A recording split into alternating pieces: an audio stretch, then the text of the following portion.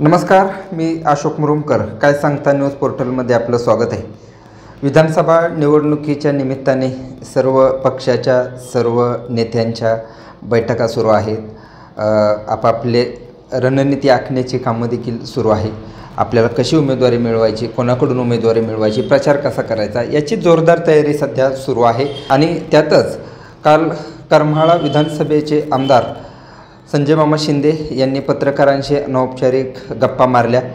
या गप्पा खूप महत्त्वाच्या आहेत. विधानसभा निवडणुकीच्या तोंडांवरती ह्या गप्पा महत्त्वाच्या मानल्या जातात. गेल्याच काही दिवसांपूर्वी उपमुख्यमंत्री अजितदादा पवार यांचा करमाळा येथे दौरा झाला होता. या दौऱ्यात उपमुख्यमंत्री अजितदादा पवार यांनी आमदार संजय मामा शिंदे यांना पुन्हा आमदार करण्याचं आवाहन केलं होतं. करमाळा तालुक्यात अनेकदा लोकांनी असं ऐकलं होतं की आमदार संजय मामा शिंदे हे अपक्ष असले तरी देखील सुरुवातीपासून ते अजितदादा पवार यांना नेते मानतात. आणि त्याचीच एक झलक गेल्या म्हणजे जो आता दौरा झाला होता त्यामध्ये दिसून आली होती. कारण या निवडणुकीमध्ये काहीही करून आमदार संजय मामा शिंदे यांना पुन्हा आमदार करा असं आवाहन त्यांनी केलं. तुम्ही संपूर्ण भाषण ऐकलं ना, अजितदादा पवार यांचं पूर्ण भाषण ऐकलं तर खूप वेळा त्यांनी आमदार संजय मामा शिंदे यांना आमदार करण्याचं आवाहन केलं आहे. पूर्ण भाषणात त्यांनी कुठेही चिन्हाचा उल्लेख मात्र केला नाही. त्यावरून मामा पुन्हा अपक्ष निवडणुकीत उभा राहतील असं स्पष्ट आहे. आणि त्यालाच एक प्रकारे दुजोरा आमदार संजय मामा शिंदे यांनी बोलताना दिलेला आहे.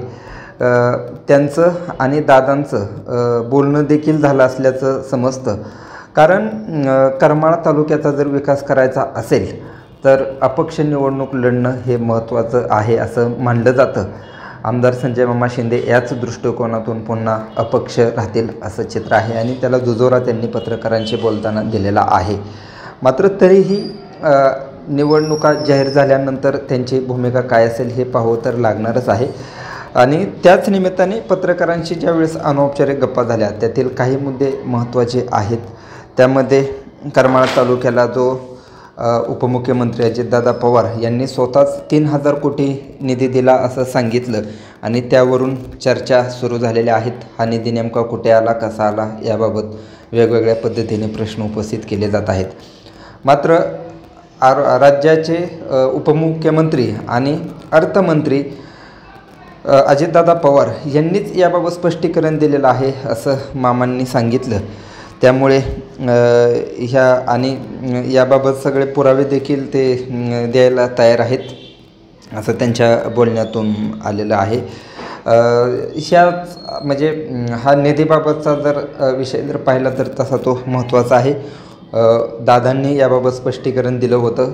स्वतः अजितदादा पवार यांनीच करमाळ्यात येऊन पूर्ण एक यादीच दाखवत कसा निधी दिला हे सांगितलं. यामध्ये टेंभुर्णी जातेगाव महामार्गाचं NOC मिळालेली आहे. त्यानंतर त्याला निधी आला. पर्यटन विकास आराखडा आहे. पोटेगावचा जो बंधारा आहे अनेक दिवसापासून राहिला होता त्याला निधी मिळाला. दहेगाव उपसा सिंचन योजना जी आहे बहुचर्चित ही योजना बंद नलिकाद्वारे त्याचं पाणी दिलं जाणार आहे. त्या योजनेसाठी देखील निधी मिळालेला आहे. अशी ही यादी खूप मोठी आहे. त्यातील काय कामं झालेली आहेत, काय होणार आहेत. त्यानंतर डिकसळ पुणे आणि सोलापूर जिल्ह्याला जोडणारा भीमा नदीवरचा डिकसळचा पूल आहे त्याला देखील निधी मिळालेला आहे. त्यानंतर कोगाव तो शिरसोडी हा उजनी धरणातील पूल होणार आहे. त्या पुलाचं काम जरी पुणे जिल्ह्यातून होत असलं तरी त्या देखील पुलाला निधी मिळालेला आहे. आमदार संजय मामा शिंदे यांच्याच कार्यकालात तो निधी मिळालेला आहे. त्यामुळे त्याचा देखील उल्लेख करणं आवश्यक आहे.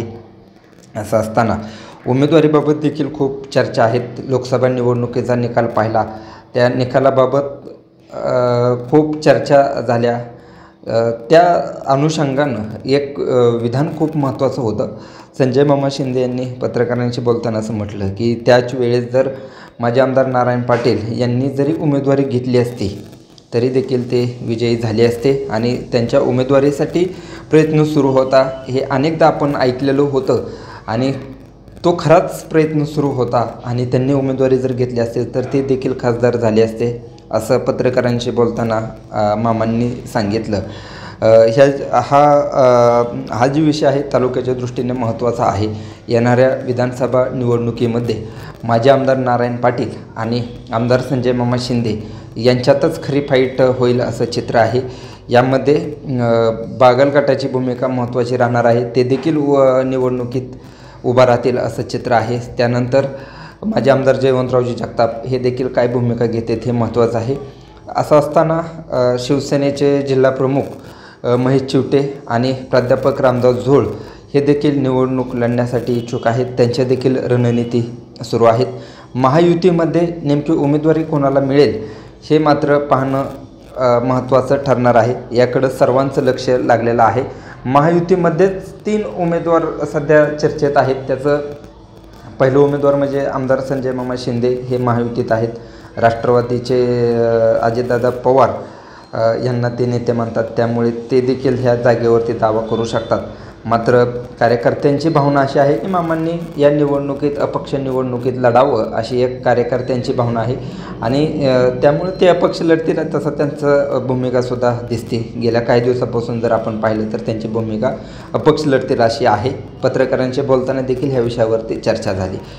त्यानंतर मुख्यमंत्री एकनाथ शिंदे यांच्या शिवसेनेचे जिल्हा प्रमुख महेश चिवटे हे देखील ही निवडणूक लढण्यासाठी तयार आहेत. त्यांचा तसा प्रयत्न सुरू आहे. आणि याबरोबर बागल गट देखील या निवडणुकीत उतरण्याची चिन्हे आहेत. दिग्विजय बागल किंवा रश्मी बागल या दोघांपैकी कोण उमेदवारी घेईल, कोणाला उमेदवारी मिळेल हे पाहावं लागणार आहे. मात्र दिग्विजय बागल यांना जास्त करून उमेदवारी मिळेल असं चिन्ह आहे. मात्र ह्या तिघांमध्ये कोण उमेदवारी घेणार, कोण खाली बसणार हे पाहावं लागणारच आहे. त्याच्यावर बरीचशी गणितं अवलंबून आहेत. दुसरीकडे जर पाहायला गेलं तर महाविकास आघाडीकडून माजी आमदार नारायण पाटील यांची उमेदवारी जवळजवळ निश्चित आहे. मात्र शेवटच्या क्षणापर्यंत कशी उमेदवारी दिली जाईल हे पाहावं लागणार आहे. असं जरी असलं तरी माजी आमदार नारायण पाटील आणि संजय मामा शिंदे यांच्यातच खरी लढत होईल आणि त्या कशी लढत होईल हे पाहावं लागणार आहे. करमाळा तालुक्याच्या दृष्टीने देखील खूप विषयावरती मामांशी चर्चा झाली. मामा कधी कोणावरही टीका करत नाहीत. मामांचं स्पष्ट म्हणणं असं आहे, मी फक्त विकासावरती बोलतो. करमाळा तालुक्याचा हा विकास कसा करता येईल यावर माझा कायम भर असतो. कोणावरती टीका करून वेळ घालवण्यापेक्षा आपण कसं काम करून तालुक्याच्या विकासाच्या दृष्टीनं प्रयत्न करू ह्यावरती माझा कायम भर असतो असं त्यांनी सांगितलेलं आहे. आणि शेवट मी टीका केली काय किंवा माझ्यावर दुसऱ्यांनी कोणी टीका केली काय, शेवट जनता मतदार ह्यांचीच भूमिका महत्त्वाची राहते.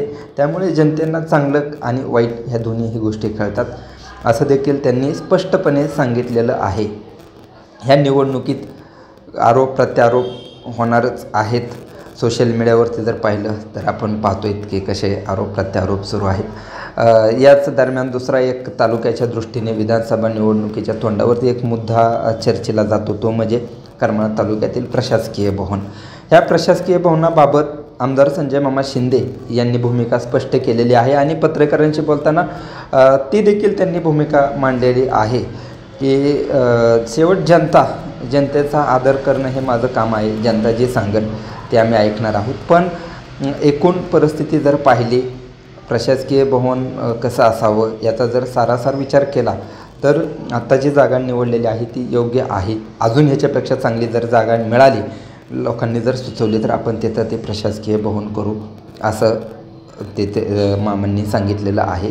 मात्र विरोधकांकडून हा मुद्दा उचलला जाऊ शकतो असं चित्र आहे. मात्र त्यात आत्ता काय पाहिजे तसा दम राहिलेला नाही असं सध्याचं तरी चित्र आहे. पण तरी देखील शेवट लोकभावना महत्त्वाची आहे. कोण कसं बोलेल यावरती बऱ्याचशा गोष्टी अवलंबून आहेत. येणाऱ्या निवडणुकीत हे सर्व विषय पाहणं आवश्यक आहे. तुम्हाला हा जर विषय आवडला असेल तर काय सांगता न्यूज पोर्टलच्या यूट्यूब चॅनलला सबस्क्राईब करा. सविस्तर बातम्या वाचण्यासाठी आमच्या वेबसाईटला देखील भेट द्या. धन्यवाद.